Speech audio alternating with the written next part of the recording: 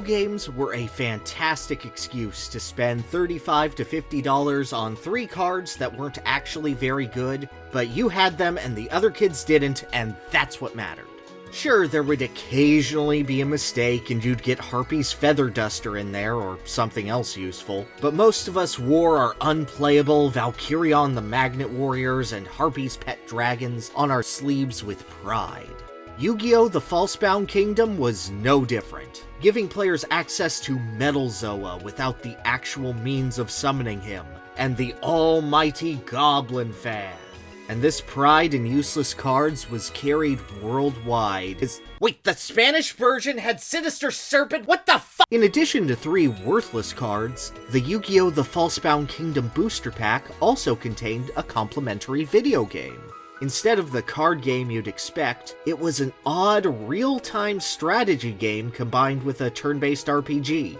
It was shallow, incredibly slow-paced, and impossibly cool. Seeing hundreds of Yu-Gi-Oh! Monsters animated in full 3D with lovingly crafted animations in beautiful 30 frames per second was a dream come true for kids itching to bring their cards to life, as was slowly amassing an army of monsters you might not have ever heard of or considered. From a sheer style perspective, it was as effective as anything at getting bright-eyed kids to grow even more attached to monsters and spend even more money on cards to get them. However, there is one outlier to this gotta catch 'em all, but cooler mentality that's just odd. Both at odds with the ideas that the game presents and with common sense, Yu-Gi-Oh! Tried to invent its own Mew and ended up botching the execution. A monster so pointlessly hidden, it only seems to exist to drive completionists wild. This is the hunt for Moisture Creature. Yu-Gi-Oh! The Falsebound Kingdom starts with 2 campaigns of about 20 missions each, after which you unlock a 3rd campaign with 10, adding up to 53 missions in total. There is no level select, no way to quickly go through missions you have already beaten, and no way of seeing if you've cleared everything a mission has to offer. This makes finding regular monsters, who can only be found by capturing a specific city or getting to a certain spot on the map, already a huge pain. Then, some monsters will only join you if you visit them with a specific character or have a specific monster in your party, which compounds the frustration. At minimum, a player will have to complete Joey's campaign once, Kaiba's campaign twice, and Yugi's campaign a whopping 3 times in order to achieve 100% completion. Not counting if they mess up and visit a guy with the wrong character. Moisture Creature decides to laugh at conventional wisdom and become the hardest, most frustrating monster to track down.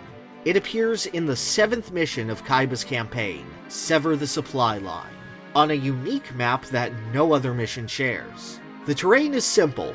You start in one base, your opponent starts in another, and there's a worthless 3rd base way off in the distance.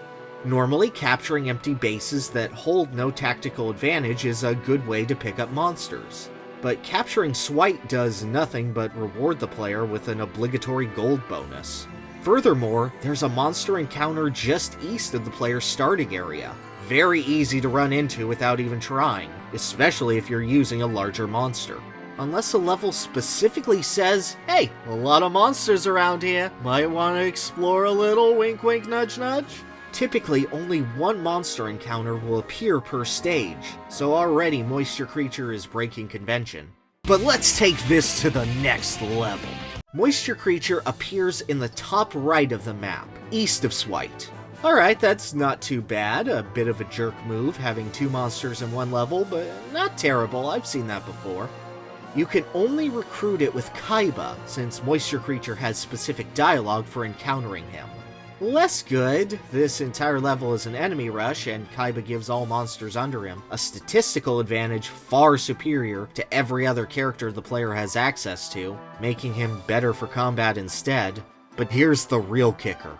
Moisture Creature is a wandering roaming monster. This is a trait exclusive to Moisture Creature, where its encounter zone will just show up in different places as RNG wills it. And you have no idea where Moisture Creature is? The mountain range around Swite is just a big expanse of mountains, and it's completely invisible as it's walking around. Again, something that isn't a problem for every other encounter in the game because they're stationary. Seeing how far away or close you are to getting it is impossible. The best way players have managed to actually find the moisture creature is by purchasing a cannon at Swite, a useless defensive fortification for how inconsequential the base is, then buying a watchtower to double its range, and then putting Kaiba to the southeast so that the dust cloud that his monster generates as it moves on the map is perfectly on the line of the cannon's active perimeter, and then waiting, hoping that moisture creature will show up. Also, each level has a time limit, so if it doesn't run into you, oh well, it's not like anyone's labbed out if this is consistent with any playthrough at any time or anything. It's a Yu-Gi-Oh game, for crying out loud. And what kind of amazing monster do you get for all of this pursuit? Well, it's certainly unlike any other monster in the game. Moisture Creature has very high base stats, especially if a player nabs it on their first playthrough, and fairly healthy growths for those stats. Its base attack is impossible to miss with. At level 1, it has access to the level 5 magic skill, letting it play with the most powerful items in the game from the very beginning, whereas your dark magicians and other knowable mages have to very slowly build up the skill. It even gains early and easy access to its special move, a self-buffing umbrella thing that sends its stats soaring. Even its field model is small, meaning they can avoid enemy encounters very easily. Its weaknesses? It starts with 1 AP, with a maximum of 3 when he reaches the max level. For reference, every AP gives a monster 1 action, from attacking to defending to using an item. A special takes 2 AP. Moisture Creature has 2 AP when it gets its special, a move that buffs it for attacks that it can no longer use. No other monster begins with 1 AP, and all end between 4 and 12 AP by the end of the game. Because of this, Moisture Creature isn't even fun to experiment with, since its actions are so limited. Moisture Creature's tools and skill set are perfectly reflective of its status in the game, difficult to find any purpose for. And that's it! Moisture Creature appears in no enemy teams, is mentioned nowhere else in the game, the player receives no hints as to where it could be or what mission, there's no loadout telling you how many monsters are in a given mission. The only thing pointing to its existence is its slot in the monster roster, where a player probably won't be able to figure out they're missing one until they've already done at least 4 playthroughs, which only a sadist would do, as each mission is 45 minutes to an hour minimum, and the game is prone to bugging out and crashing. I've 100%ed this game 3 times. And I just don't understand what it's going for. It's cool having something layered so deeply in secrecy, and interesting creating something so contrary to the design of the rest of the game, but it's also in service of absolutely nothing.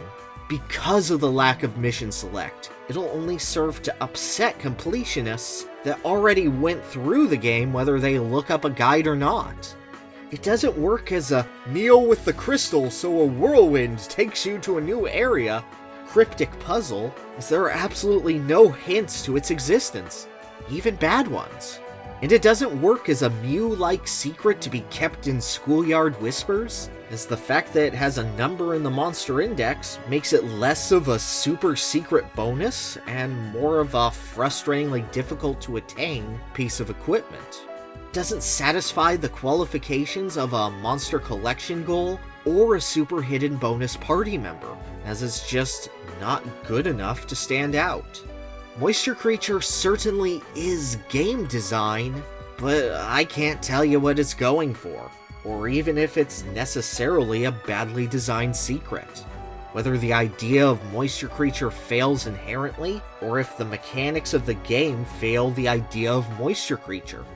I don't know what it's designing for, but it's designing for something.